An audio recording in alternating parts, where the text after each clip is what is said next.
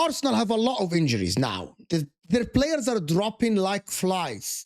It's Gabriel, it's Saliba.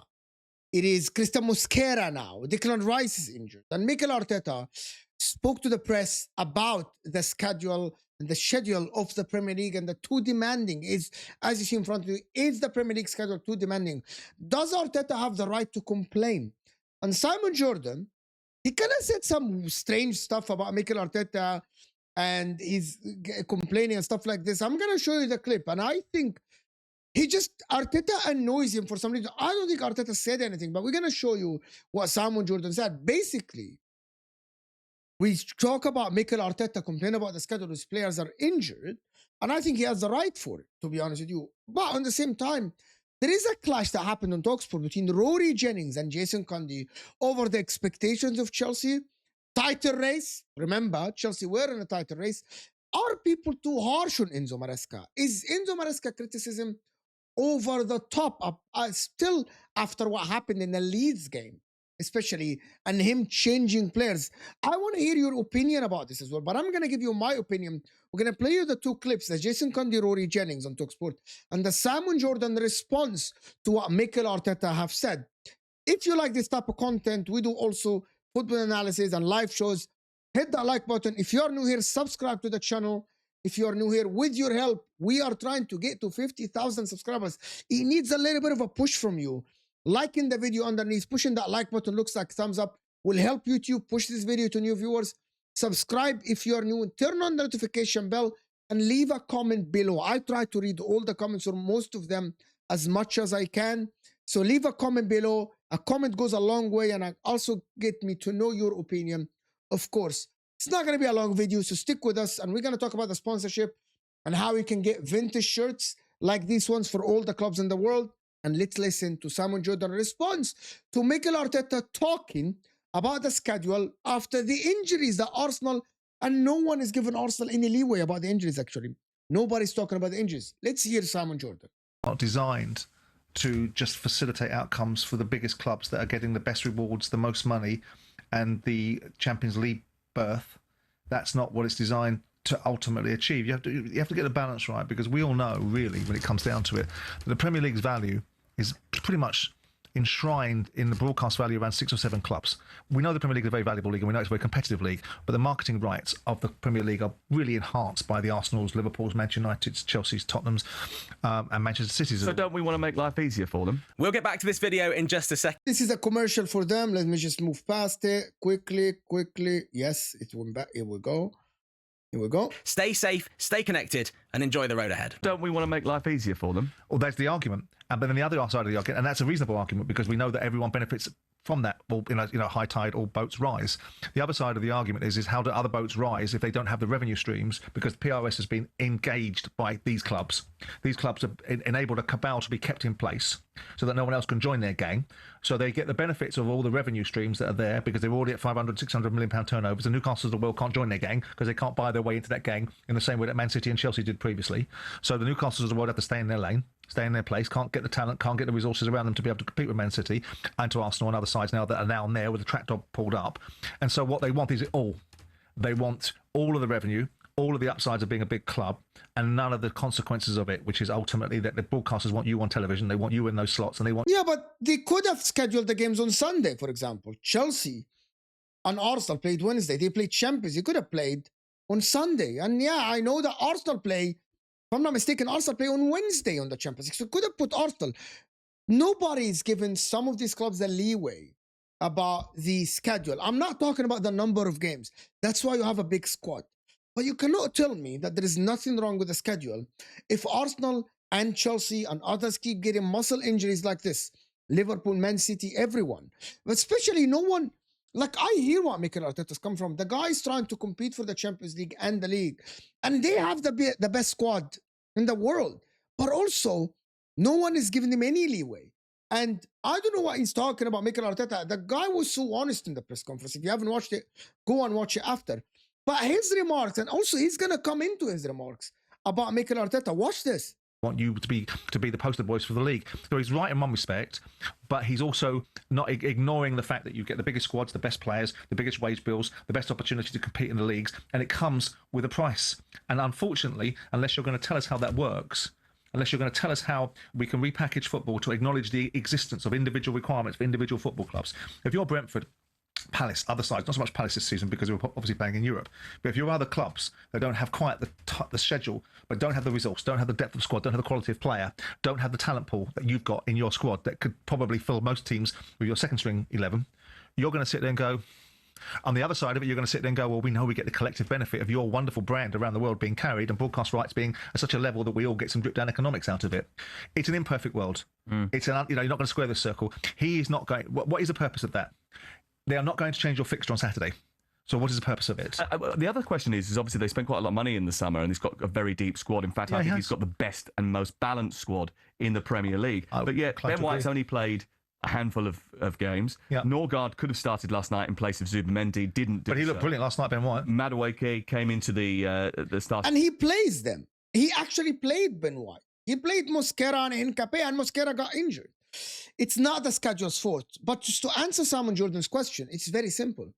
You literally, maybe for the future, they kind of look at the schedule different because these clubs play Champions League, they play Europa League, they play Conference League. So you got to put in mind that these players are there and there are important games in the Champions League. You cannot rest all your players and you cannot get all the players at your team. Lineup. He's been out for a little while and he was absolutely terrific last night. So, you know, maybe he did need to rotate a little bit. He could have rested Declan Rice last night and played Norgard. Sure. Chose not to do that. I mean, sure. I mean, I think he's right to play his best team to keep on cementing the opportunities that are in front of him, not do what Chelsea did. But that's a choice. It is a choice, which is why you want him to be quiet. But they're not going to. We've ceded this into their mentality. Now we've indulged it, we patronised it, we lionise it, we turn around and give it sympathy and empathy, and we debate it rather than saying, shut up and get on with it. And the fact that we haven't done that in the past, and certain sections of the media will turn around and empathise with it without actually providing the... So he doesn't have the right to absolutely at least complain about it is very strange. To balance argument as to why it happens and what the benefits of being a big club are, that you've now seeded it into the mentality. You've now seeded it into the mentality that we've seeded it into football players' mentality. They mustn't be criticised. Because if they're criticised, it's unfair. If they're praised, it's okay. But if you criticise them, then it's unfair. It's hating. Not hating, it's called criticism. You get both in equal measure if people are fair in society. So the point is that, you know, he could have changed. I mean, Ben White's an unfortunate set of circumstances. They turned him into a right back, then they got a better right back. And then they've got centre backs that now he can't displace. That's football, though, isn't it? But that's football. But he, you know, and never was a more deserving individual. Couldn't be bothered to play for England. But the fact is that you've now got him back in the side looking like a world-class player, which he was last night. I thought he looked great last night. Ben, didn't you? He was fantastic. He was absolutely amazing, Ben White. I thought going forward he was great. I thought some of his crossing a little bit awry. Oh, right, okay. But that's probably rustiness. Yes. I thought the combination with Madueke was very impressive. Indeed it was. And I thought they probably should have won by more. They should have been in front by half. Job done. But job absolutely. Done. But you can see at the end of it, and I watched it, I was there. So at the end of it, they're all collapsing onto the floor because the physical output has been so hard. Yeah. Because Brentford made them work, and Brentford did a good job last night. And that's right, and that's their job. Because they can't match them technically, so they have to match them with other things and make them work and make these teams beat you, not give it to them.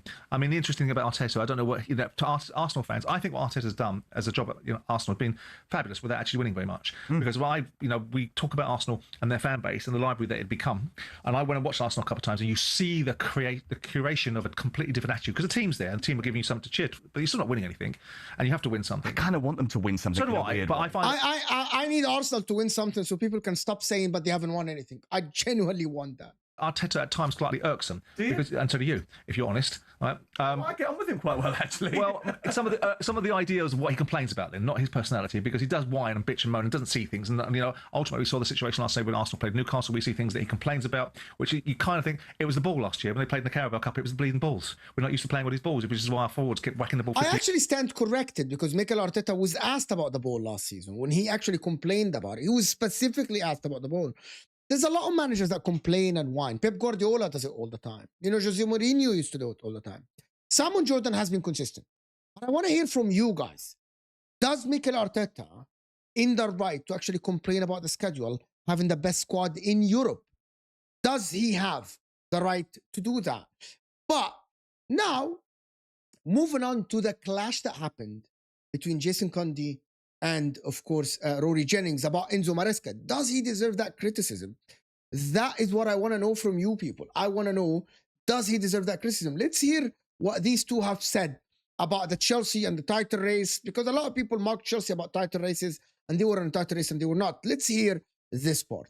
We're still not there. Yeah. Everyone's talking about a title challenge. Drop me out. We're not. We're nowhere near a title challenge. Top 4, it has to be our goal. That's who we are. And there's 2 or 3 teams all chasing. I actually disagree with this. Top 4, it should be a goal, but you should be comfortable in top 4. Because last season, Chelsea got top 4. So top 4 comfortably. Like, they can be behind Arsenal or City, but they shouldn't be looking in the rear view mirror, Chelsea. That is what I think should happen. That same spot. But it's true. Everything Jason said there is spot on. But the reason it's true isn't necessarily, or I don't necessarily agree with the reasoning. The reason it's true is because Enzo Maresca has a ceiling. Enzo Maresca's ceiling, look, I got carried away with it. I'm holding my hands up here.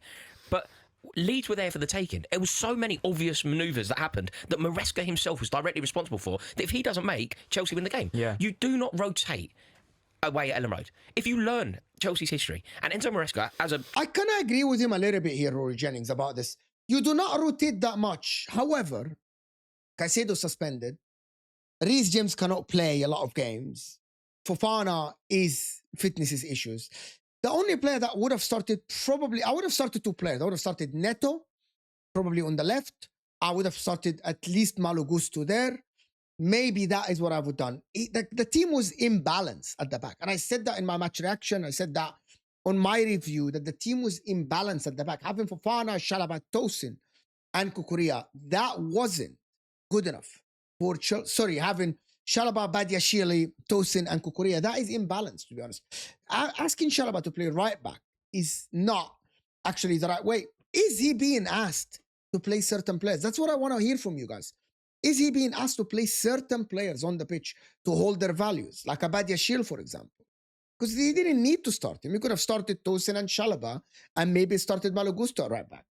Chelsea manager, the public face of the club, has a responsibility to find out who David Webb is. He needs to understand the culture of Chelsea versus Leeds. He needs to find out what happened at Piccadilly Circus when Chelsea played Leeds in 83. He actually doesn't need to know that, but he needs to understand that Leeds United away is a tough game.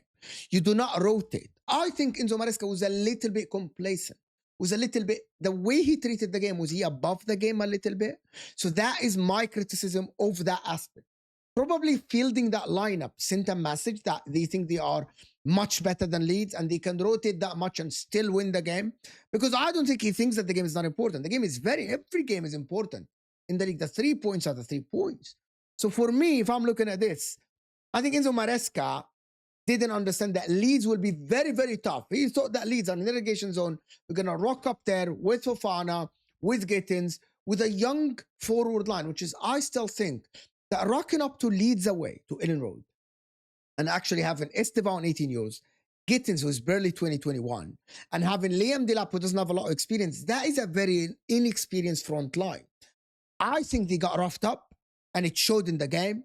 And I think he made a mistake there. He should have started one of the experienced players, either Neto or even start Palmer. And if Palmer is not ready, start Palmer and take him out after 50 minutes, after 45 minutes. At least start a strong lineup because you were chasing the game after Leeds scored the corner. 384. He needs to find that thing out because that has an impact on the way that this game is going to be played yesterday. Yeah. So his decision making to rotate, to take Reece James out of the team when you've already got Caicedo out of the team, our back line is so average that you cannot start messing with 3 at the back 4. Chalobah at fullback. It's nonsense. Ben White Badiashile is obviously not good enough to play for Chelsea Football Club. How's he playing alongside Tosin Adarabioyo? Yeah. Like, it was, but the performances were so bad. Tosin Adarabioyo and Badiashile at the back are absolutely shambolic as a back line. As a pairing, centre-back pairing, probably Fulham centre-back pairing with Anderson and Kevin Bassey are better than them. I'm just going to be completely honest. These two together, Tosin and Badiashile, are not good enough. He's got to half-time. Well, when you say, you talk about the players here, and you look at the lineup that he started with, and like you say, the defence, how have we got to this point? I mean, this is a stat that absolutely blows my mind. That Garnacho was your 51st signing at that point within a 4-year period. You look at Manchester United, 51 signings ago, was Angel Di Maria.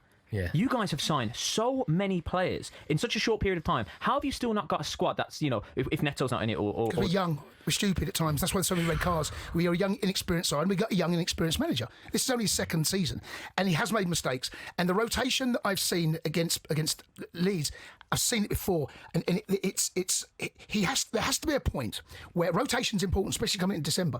But it's getting those little moments right. I don't know what Josh has done wrong, to be honest with you, because he has been out. Yeah, Achimpong should have maybe started the game or something. I think there should be, It's unacceptable to have two senior right backs at your team in Reece James and Malo Gusto and not be able to at least play one of them 45 minutes and the other one 45 minutes. It is unacceptable. Why do you have... imagine if Mikel Arteta has both Ben White and Timber fit and he plays Mosquera right back. That is unacceptable to me. This is unless, and I'm going to ask, unless he's been instructed, and I said that before, is he instructed to do this? Is he instructed to play some player that he had to play Badiashile or something like that? I don't know, but there is a dilemma there. There is a mystery there that I don't understand. Outstanding for us. You've got to play experience in there. When you've got someone like Enzo in the middle of the park, he needs legs around him. If they close down, and Leeds were good. Leeds weren't brilliant, by the way. Leeds didn't have to do anything. We were terrible. I can't defend that performance. And then you go into the wide areas. Gittins still learning his trade. You look at on the other side. I mean, in all fairness, when you look at Westerveld has to be put up against, that's his toughest encounter. Playing 5 at the back. Well, you've got Goodmanson that can go out, close the ball down because he's got cover behind. And they got it right. They weren't brilliantly. I can't give them any credit. I'm sorry. Leeds were absolutely brilliant. He's so bitter about it. Leeds were absolutely phenomenal in the game. To be honest with you, Leeds did everything right in that game. They were challenging. They were winning second balls. They were winning duels. They were closing down players. I thought they were brilliant. I can't give them any credit. They were good, but that was like a championship game for them. They won a championship game because we put in the championship. Well, we've made 5 changes. 5 changes going into the Leeds away. And also, some of the players that came in, like João Pedro is still dining off of what he did at the Club World Cup. Liam Delap, very awkward conversations need to happen there. Yeah, he's been injured. I'm going to cut that one with Delap. That's the problem. Having João Pedro, Delap, Estevao, and Gittins. Number one, there's no leader in that front line. It's just a lot of potential there. Even João Pedro was walking on the pitch. There's a lot of potential. And that is what we say. Chelsea's first team is very good. Estevao, Neto, Caicedo, Enzo, Reece James, Fofana. The second team is not as good. The second team for Chelsea is not as good. And until this moment, Chelsea don't have a number 9, a true number 9, that can actually take the game by the scruff of the neck. Liam Delap, I liked Liam Delap. I like him as a second striker. João Pedro is a number 9 that is not a number 9. So you have to play Liam Delap at number 9. Otherwise, you play Neto at number 9. So that is a problem with the recruitment of Chelsea, which is what I said about this in the summer transfer window.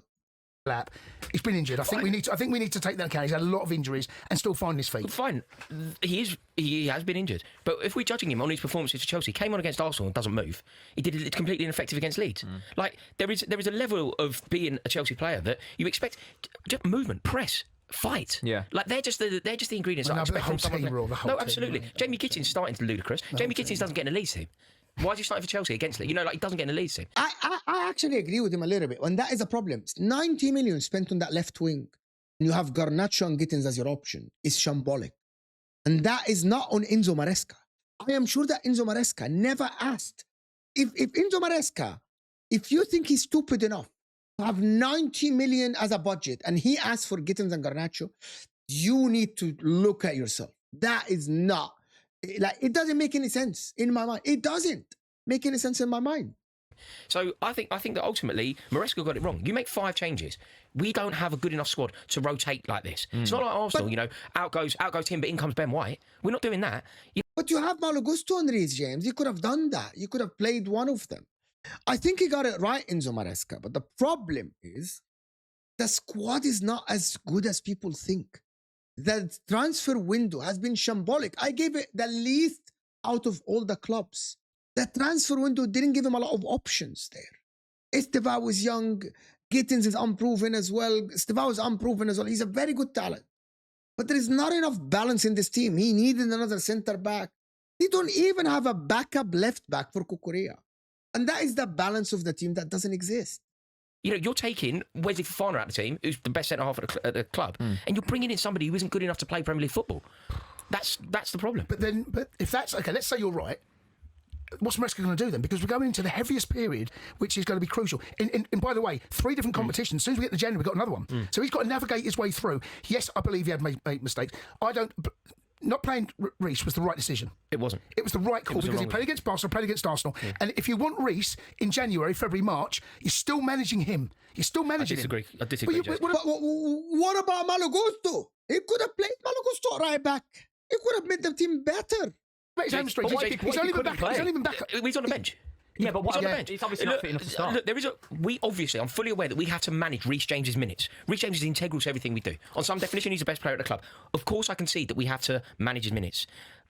But you have to also play the cards you're dealt. You need someone on the pitch at Ellen Road who gets it. So Moises Caicedo isn't available. You have to play James. You manage his minutes against Bournemouth. You manage his minutes against Everton. What? If he starts him and Reece comes off after 60 with the hamstring, you're going to be going after Maresca saying... This is one of the most stupidest things that people say. If he is fit, play him at least in the second half. It's okay. Unless he's not fit, don't put him on the bench. Don't put him on the bench. You shouldn't start him. I'd actually probably be going off. No, you would be. No, you would what be. You can't do. You can't not have Caicedo and Reece James on the pitch. But that's Maresca's. It's not Maresca's fault that Caicedo started trampling all over. But he knew that Caicedo couldn't play, and he still didn't play. But James. Reece wasn't playing against Leeds no matter what. Caicedo's ruined it. But as soon as Caicedo ruined it, then you have to roll with the punches and go, do you know what? Exactly. People get red cards. That happens in every club. I don't know what are they talking about here. James has to play. But you've got Santos in the middle of the park. It was brilliant against Burnley. He's now got a step. You've got a World Cup winner, and you've got a young lad who was excellent against Burnley. It's Ellen Road, though. It's Ellen Road. It isn't about World Cup winners. It's about fighting and being Chelsea. Yeah, it's about Reece James, who's been at the club and understands the rivalry with Leeds United. It's all very well being a World Cup winner, but Enzo Fernandez doesn't understand the antipathy between Leeds and Chelsea. He wouldn't have anticipated an atmosphere like that. He wouldn't have known that it would be. No, I'm telling you now, he is still, and I think he's done a brilliant job, Maresca, of managing Reece. And Reece is now putting a performance like he did against Arsenal, where he trusts his body. I think there has to be a moment you go, right, we have got 8 games in December, out you come. There has to be a point. I agree, but not once Caicedo's out. Once Caicedo's out, then Reece has to play, and then you manage the minutes elsewhere. Don't understand that. You manage the minutes elsewhere. I didn't expect a divide like this. This is unbelievable. This is Maresca. It's actually great. To be honest with you, both of them make very, very valid points. I want to hear your argument, guys. Do you think Reece James should have started the game? That's what I want to hear from you. But that is the clash that happened between both of these people. Listen, for Chelsea, all I have to say, they play Bournemouth away, a very, very tough game, especially that Bournemouth are winless in 5. And they go away at Bournemouth. They're 9 points behind Arsenal. Man United are 2 points behind them. We could be looking at a completely different picture just this Saturday. It can be a completely different picture if Liverpool win, if, Brighton win. Because listen, Chelsea need to stay in the top 4 and need to be comfortable there. That is what I think should happen. Is Enzo Maresca to blame? I actually don't know. I don't think he is. I think it's the board who's to blame. I think Enzo Maresca is a good coach. I think he's dealt a bad hand, and I think he's paying the price for the board's crimes of not signing experienced players. That's what I think, guys. But let me know in the comment section what you guys think. Hit that like button, guys, if you guys are here. Subscribe to the channel if you're new. If you like this type of content, always let me know in the comment section. Check out okjersey.com. Use the code JUDGE, and we'll see you guys later.